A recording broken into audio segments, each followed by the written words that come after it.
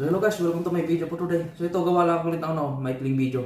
So yung gagawin kong topic ngayon ay ipapakita ko lang sa inyo dito kung ano yung top 10 agency ngayon sa Pilipinas ngayong 2025 na walang bad record sa PUAA sa Pilipinas na nagpapadala ng Pilipino OFW sa bansang Hungary.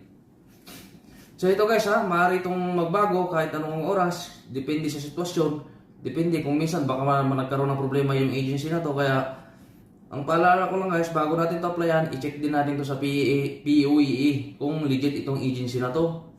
Kasi kung minsan maaari din itong magbago eh. So i-share ko lang to at gumawa lang ako ng video na pinupost ko sa aking YouTube account at saka sa aking FB page.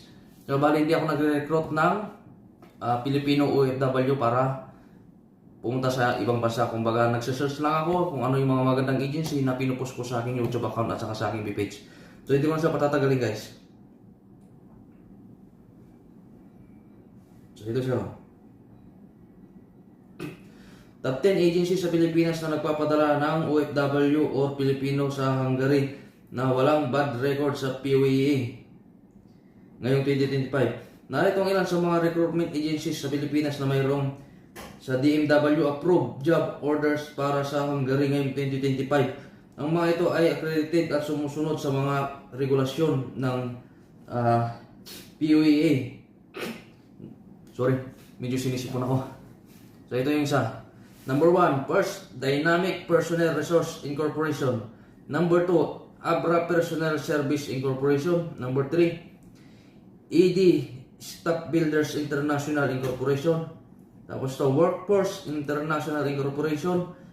Tapos number 5, Balisco SMS Strategic Manpower Solution Incorporation. Number 6, Peridot International Resource Incorporation. Number 7, Dreamforce International Manpower Service Incorporation. At number 8, ito, kilala ko to, Grand Placement and General Service Corporation. Number 9, Hopewell Overseas Manpower Network Incorporation. At ito yung number 10, Human Link International Manpower Agency Incorporation. So ito guys, para sa karagdagang impormasyon, maaari mong bisitahin ang Pinoy Refresher o DMW official website. Siguraduhin na ang mga job orders ay aktibo at kumpirmado. Ang detalye sa mga ahensya bago mag-apply. May iba ka pa bang tanong tungkol dito? Yun.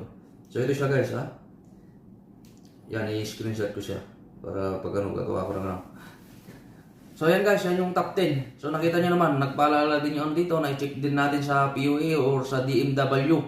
Sa mga DMW official website or Pinoy Refresher. I-check nyo din doon kabayan kung mga kababayan ko kung gusto mag-apply papuntang Hungary.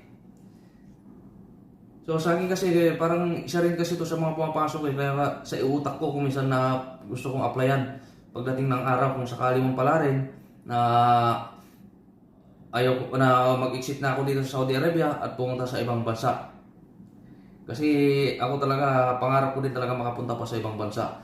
Kasi kaya pansinin mo, minsan nagawa ako ng video. So yun, kasi ako kagaya nung nakaraan, may mga ginawa na ako sa Canada, New Zealand, pero Australia hindi pa yata gano'n pero ito lang pangatlo yata ito Pero ako talaga, OFW ako dito sa Saudi Arabia. So isa rin talaga ako nangangarap na pumunta sa ibang bansa.